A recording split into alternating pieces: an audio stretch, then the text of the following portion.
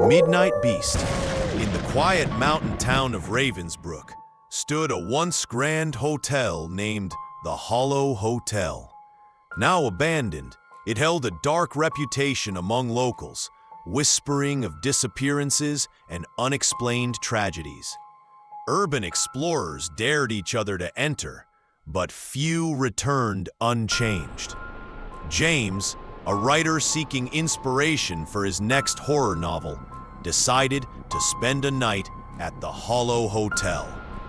Armed with his notebook, camera, and an overwhelming sense of curiosity, James entered the derelict hotel at twilight. Immediately, he felt a chilling presence as the lobby doors creaked shut behind him. The smell of dust and decay filled the air.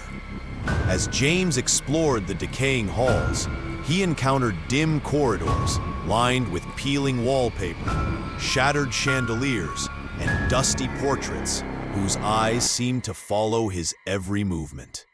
The atmosphere was thick with a sense of foreboding.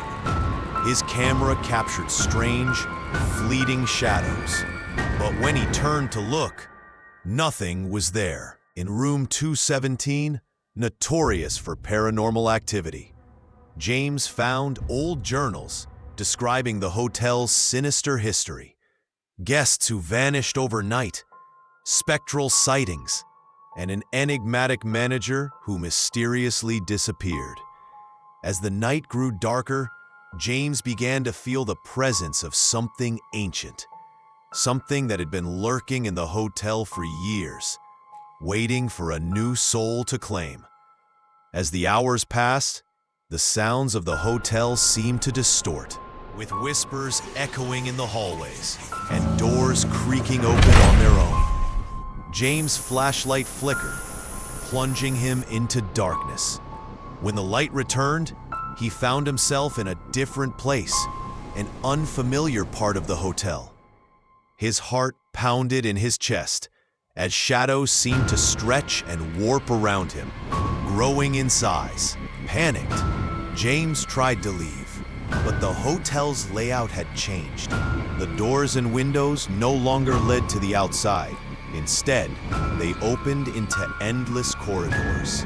It was as if the building itself was alive, a sentient being, and it was trapping him inside. With each step, he could feel the oppressive weight of the building's history closing in on him, like the walls themselves were squeezing the life from him. In a desperate attempt to escape, James ran through a series of twisted, labyrinthine hallways, but he was always followed by a dark shape. His camera captured glimpses of it, a towering figure with glowing eyes and a form that seemed to shift and morph with every flicker of light. James stumbled upon an old elevator, and with no other option, he stepped inside. The doors slammed shut behind him, and the elevator began its violent descent. The basement of the hotel was a place of nightmares. James stepped into a chamber covered in strange, arcane symbols. The air was thick with the smell of decay and something far worse, something ancient and dark. As he explored further, he found a room with an eerie, pulsating portal. The journals he had discovered earlier began to make sense.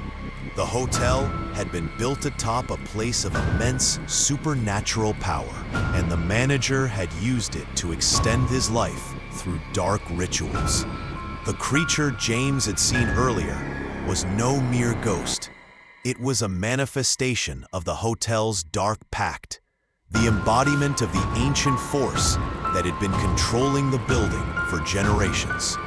James realized that he was no longer just a visitor in the hotel. He was now a part of its twisted history. As the portal grew stronger, James felt his body being pulled toward it. The walls began to tremble as the supernatural force grew more powerful.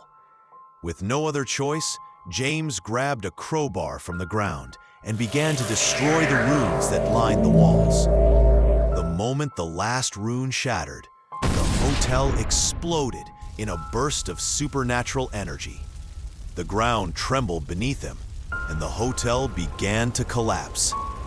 In the chaos, James fled through the crumbling hallways, but the hotel seemed to be fighting back. Rooms twisted and stretched, and doors slammed shut before he could reach them. Desperate, James crawled through a narrow ventilation shaft, emerging into the cold night air just as the hotel crumbled into a pile of ruins behind him. But his nightmare was far from over. The town of Ravensbrook seemed to have been forgotten by time, and as James made his way back to the car, he could feel the eyes of the hotel watching him from the distance. The curse had not been broken. It had simply been released into the world. The spectral manager, the creature, and the darkness of the Hollow Hotel were not confined to the ruins. They had followed him, and they would never stop. James could only run, but the truth was clear. No one ever truly escapes the curse of the Midnight Beast. And as the creature's form loomed over the horizon, James knew it was only a matter of time before the past would catch up with him.